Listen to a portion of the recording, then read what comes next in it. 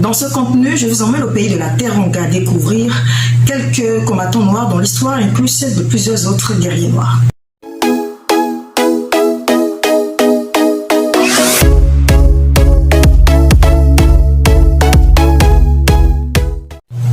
L'Afrique a joué un rôle très important dans le développement du monde occidental. Peu avant la Première Guerre mondiale, beaucoup d'Africains furent recrutés pour être conjugués aux forces françaises pour préserver les comptoirs des métropoles ou encore faire la police sur les populations locales. Ils étaient plus des hommes de main que de libres militaires français.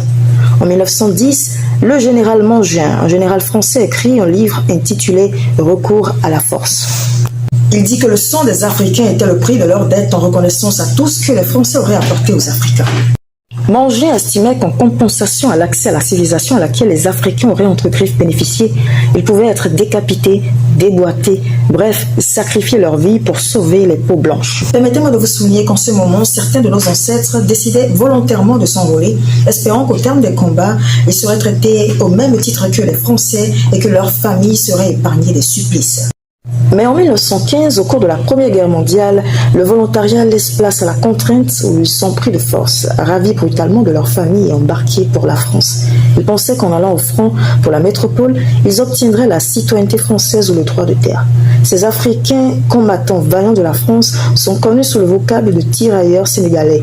Mais ils étaient en effet issus de 50 ethnies différentes composées des tirailleurs sénégalais, des hommes forts de l'Afrique occidentale française dont le Sénégal, le Mali, la Guinée, le Burkina, le Dahomey, le Niger, le Tchad, le Gabon, la Guinée équatoriale, etc.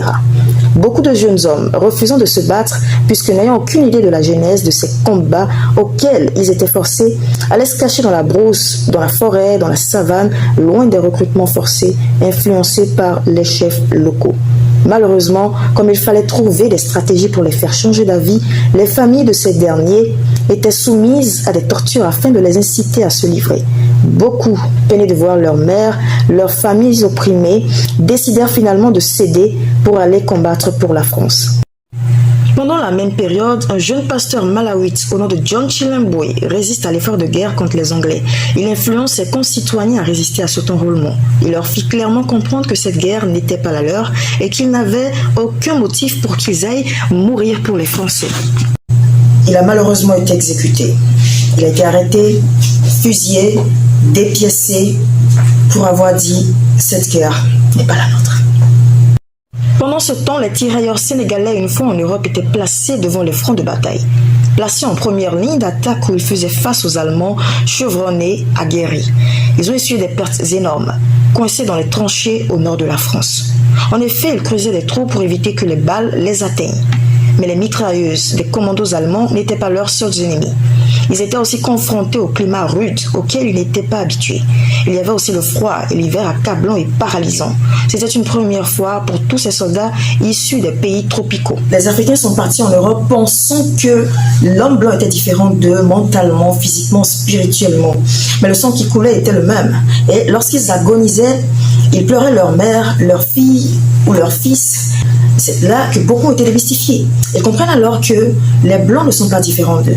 C'est dans les combats tranchés qu'ils réalisèrent que les Blancs aussi étaient des humains.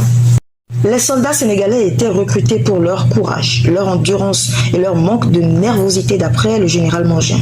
Certains récits disent que les Sénégalais n'aimaient pas porter les bottes pour aller aux affronts.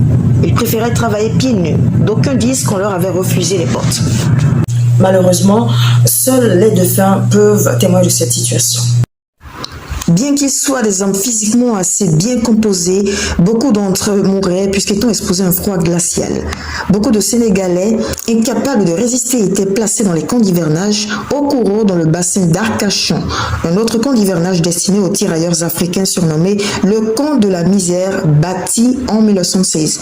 Les camps étaient bâtis sur des terrains insalubres. On y laissait mourir plus de milliers de jeunes Africains touchés par des maladies pulmonaires et selon des rapports officiels, on s'est servi les Africains comme cobayes pour expérimenter en dehors de tout protocole médical les vaccins contre le pneumocoque. Les combats qu'ont menés les Sénégalais étaient d'un acharnement extraordinaire. 2 tiers de l'effectif étaient tombés. Pendant les combats, ils étaient sur la ligne d'avant pendant que les généraux étaient derrière. En 1944, après les grandes victoires de la France, les troupes noires sont dégagées pour un blanchiment de l'armée. Il était important que les populations voient que c'était les vrais Français qui avaient en effet gagné les guerres. Pendant la guerre, il leur avait promis un paiement, des avantages analogues aux avantages que recevaient les Français. Mais arrivé en Afrique, au Sénégal, le salaire qui leur avait été promis n'avait pas été délivré. Ils étaient mécontents et leurs actes de révolte semèrent des troubles auprès de l'armée française qui avait décidé d'abattre la majorité de ces soldats qu'ils accusent d'incitateurs à la rébellion. Que de sang versé, de pertes en vies humaines enregistrées pour la cause française. Maintenant que vous connaissez l'histoire, que l'erreur ne se répète plus. Très bel hommage à ces guerriers noirs dont les actes de bravoure nous délivrent de l'hypnotisation inconsciente dans laquelle ont sombré nos chers ancêtres. Le mot ou l'expression du jour, c'est tout de suite. Entre les lignes aujourd'hui, nous avons le mot lapsus. Lapsus, c'est un mot latin de genre masculin. C'est une glissade apparentée au verbe de labeur qui signifie glisser, trébucher, puis commettre une erreur. Un lapsus est une erreur commise en parlant, lapsus lingui, en écrivant, lapsus calami ou lapsus scriptae. Que cela soit à la main ou au clavier, on dit parfois alors lapsus clavis, en lisant, que cela soit à haute voix ou mentalement, lapsus lectionis. Par la mémoire, on dit lapsus memoriae. Si c'est par l'écoute, on dit alors lapsus auditionis, ou encore par les gestes, ce sera lapsus gestuel ou lapsus manus, ce qui consiste pour une personne à exprimer autre chose que ce qu'elle avait prévu d'exprimer. C'est au point de vue linguistique substituer une forme à une autre. Au 19e siècle, des psychologues, des criminologues, des linguistes publient sur le mot lapsus et le décrivent comme le lien entre une erreur de langage et les pensées dissimulées. Voici quelques extraits que je vous propose pour mieux comprendre l'expression lapsus lingui. Néanmoins, le premier pénis nous a promis que pour jeudi... Nous avons aussi décidé de baisser l'impôt sur les sociétés. Excusez-moi. Il n'est point besoin d'être long devant vous pour parler de Georges Moustaki. Bonjour Moustaki, pardon. Excusez-moi. Et puis ce soir, en Coupe de l'UEFA, le Football Club de Nantes se rend en Suisse, à Fion. Oh, à Sion, excusez-moi. Oui. Sans plus tarder, allons tout de suite au quiz dont vous retrouverez les réponses en fin de contenu. Pour cette première fois, je vous propose 5 questions équivalentes chacune à 2 points. Merci de partager votre score en commentaire et pourquoi pas vos réponses aussi. Sur quel phénomène terrestre la Lune peut-elle jouer? Sur les marées, la mer, le soleil ou l'air?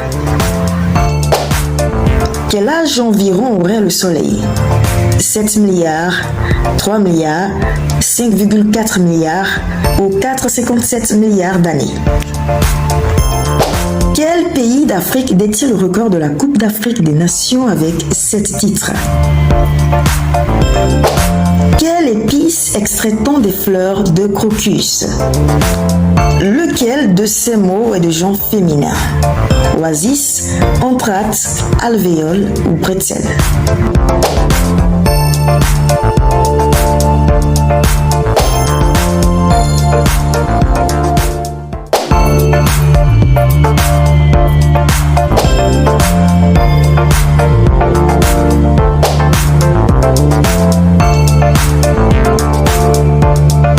Ce fut un immense plaisir de partager ces connaissances avec vous. Merci de vous abonner pour ne manquer aucun des prochains numéros. À très vite.